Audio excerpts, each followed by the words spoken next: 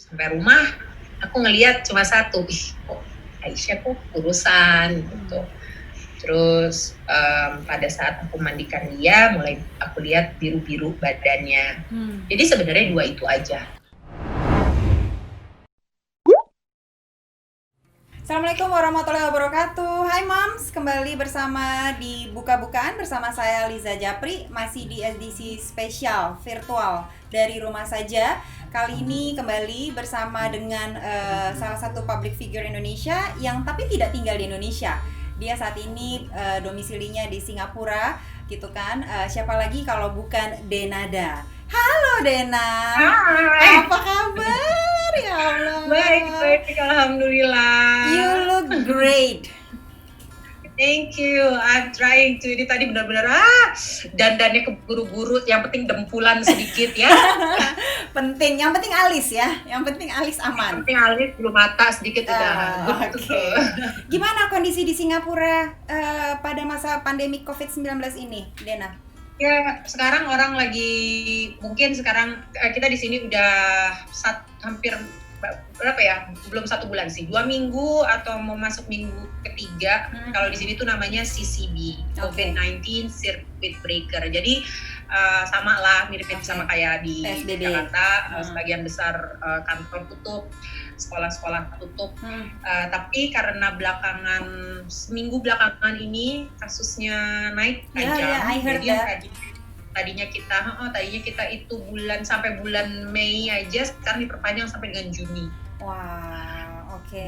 Gitu. Terus Ya, Dena jadi sendiri gimana di sana? Apalagi mostly kebanyakan ada di rumah sakit ya. How you feel? ya kita bolak-balik sih, kita bolak-balik aja rumah sakit, rumah sakit, rumah. Tapi memang kita sama sekali nggak keluar rumah. Jadi kita ini selama kita di sini kita betul-betul di rumah saja dari mulai akhir Januari. Karena kan Singapura kan lebih awal masuknya ya. Di sini kasus pertama itu ada di tanggal 25-an Januari.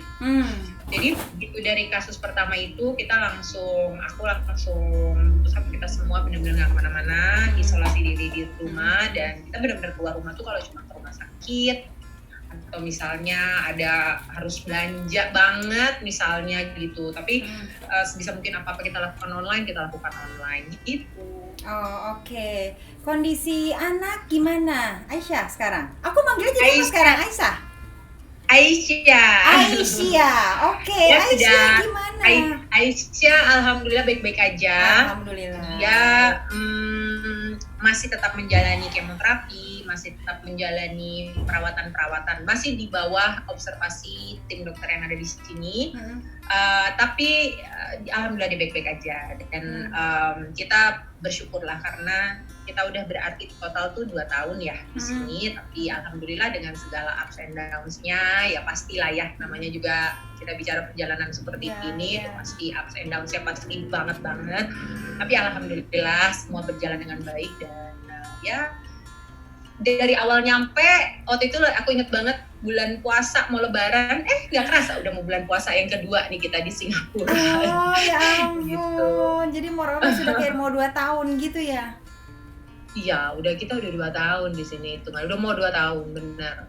Oke, tapi boleh nggak sedikit bercerita pergantian nama menjadi Aisyah? Ya, jadi sebenarnya ini tuh idenya datang dari mama sih, bukan ide aku. Jadi mama tuh udah datang WhatsApp aku beberapa minggu yang lalu. Terus sebenarnya intinya gini, mungkin karena dia ngelihat what kind of life yang kita jalani selama 2 tahun belakangan ini ya. Tiba-tiba semua di hidup aku dan Aisyah, khususnya di hidupnya Aisyah tuh berubah banyak banget kan. Terus dia harus menjalani serangkaian yang mama juga tahu gitu, serangkaian pengobatan dan prosedur-prosedur yang mama tahu itu mungkin buat mama tuh jadinya jadi double kali ya. Kalau di aku kan aku cuma ngelihat itu anakku yang menjalani. Kalau di mama kan mungkin dia melihat itu cucunya dan juga anaknya yang menjalani. Jadi mungkin dari situ akhirnya dia tanya sama aku, mau nggak ganti nama gitu. Ya aku sebenarnya pada saat ngomong gitu juga aku nggak terlalu gimana-gimana, tapi tentunya waktu itu yang pertama kali aku kontak adalah Oma. Karena jadi ibunya Mas Jerry. Oh, oke. Karena kan memang kalau Aisyah ini kan cucu satu-satunya, kalau dari pihaknya Mas Jerry itu dari Oma cucu satu-satunya. Jadi aku tanya sama Oma, ini Mama ada rencana, ada ngasih ide begini gitu. Kira-kira Oma gimana? Dan Oma langsung positif tanggapannya, dan dia langsung dia akan komunikasikan dengan semua keluarga dari pihak Mas Jerry, dan dikomunikasikan, dan seluruh pihak keluarga dari pihak Mas Jerry juga memberikan dukungan, semuanya positif. Jadi ya udah ganti. Nah, memang pada saat dikasih tahu ganti nama itu, nama Aisyah ini sebenarnya ceritanya adalah nama yang dulu zamannya aku masih belum nikah, masih belum kepikiran apa-apa, masih zamannya masih single, aku selalu berpikiran dulu kalau misalnya nanti gue punya anak perempuan nih, gue pengen kasih nama Aisyah. Aduh, cantik banget nama itu. Gitu. Seriously. Dan ternyata pas aku hamil dan we found that, kita tahu bahwa perempuan gitu, langsung kan nama itu aku masukin gitu. Ini ya, aku punya calon nama dari aku gitu. Calon namanya dari aku. Ada waktu itu memang beberapa nama, nggak cuma Aisyah. Jadi Aisyah, Syakira, Fatima gitu. Dan tapi akhirnya karena kita discuss waktu itu kan, aku sama Mas Jerry, agree-nya kita di Syakira, which is fun. Syakira itu artinya juga cantik sekali, artinya grateful gitu. Dan I love the name so much juga gitu. Tapi begitu ada wacana mau rubah nama, tentunya nama yang pertama kali yang aku taruh di atas meja, nama yang pertama kali dulu selalu aku idam-idamkan kan, gitu. Dan ternyata pas aku bilang Aisyah gitu, semua juga satu keluarga langsung oke, gitu. Jadi ya itulah, mulai sejak itu kita panggil. Tapi enggak, waktu itu aku panggil dulu Aisyahnya, aku ajakin dia berdiri gitu di depan aku, terus aku tanya sama dia, Syakira mau nggak kalau mulai hari ini namanya Syakira Ibu rubah gitu? Jadi apa Ibu? Jadi Aisyah. Jadi dia ngeliatin aku, Aisyah ya Ibu? Iya. Jadi mulai sekarang Syakira nggak dipanggil Syakira lagi, tapi dipanggil Aisyah. Iya. Ya kalau boleh, kalau Syakira boleh. Gitu. Dia diem di dekat aku, terus dia bilang, boleh Ibu. Gitu. Dan from then on dia juga belajar memanggil dirinya dengan Aisyah gitu. Oke. Jadi apa arti Aisyah?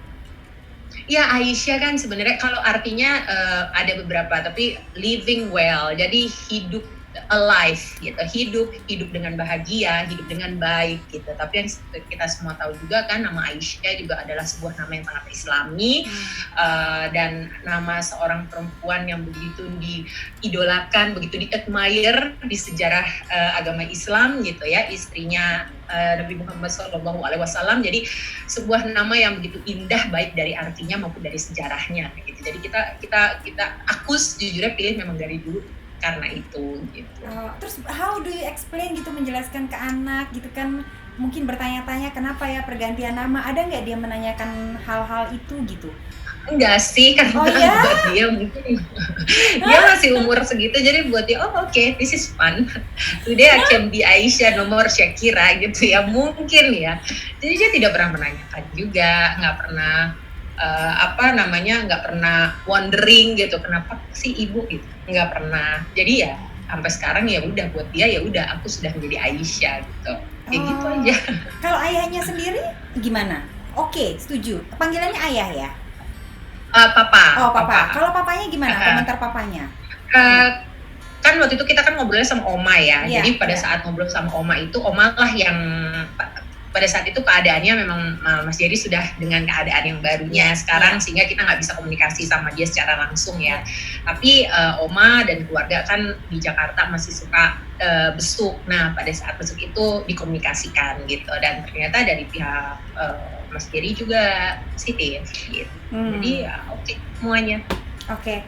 Kalau berbicara mengenai Mas Jerry ya, maksudnya dengan kondisi yang terbarunya sekarang ini, bagaimana Aisyah, ada nggak dia bertanya atau how do you explain mengenai papanya gitu?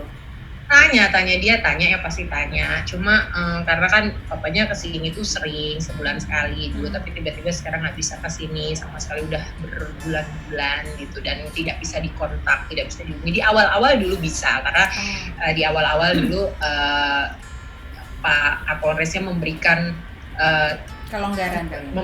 Ya, kelonggaran. Jadi kalau misalnya pas lagi mau video call dikasih izin gitu, dikasih kelonggaran. Tapi setelah dari situ sampai sekarang belum pernah ngobrol lagi. Saya langsung jadinya memang pertanyaan yang paling sering ditanyakan ke aku sama Aisyah itu adalah, kenapa sih Ibu kok nggak kesini-sini gitu? Kenapa sih? Kenapa kok? Karena kan kalau dia bilang aku mau WhatsApp apa, aku selalu bilang WhatsApp-nya rusak, aku bilang gitu, handphonenya rusak, jadi udah nggak bisa kontak papa, nggak bisa gitu. Dan pertanyaan berikutnya, kenapa sih jadi kenapa kok nggak pernah kesini gitu? Ya kita nggak pernah menjelaskan kepada dia sebenar-benarnya seperti apa, karena menurutku masih belum perlu, dan di umur yang segini rasanya masih bisa kita dalam tanda kutip bohongin gitu. Aku menganggap alhamdulillah dan bersyukur karena posisinya kita sekarang ada di Singapura. Dengan arti kata berarti dia tertutup. Sorry. Jadi dia tertutup informasi dari Indonesia tuh nggak secepat itu datang ke dia. Jadi itu kita anggap sebagai suatu hal yang kita syukuri sekarang ini.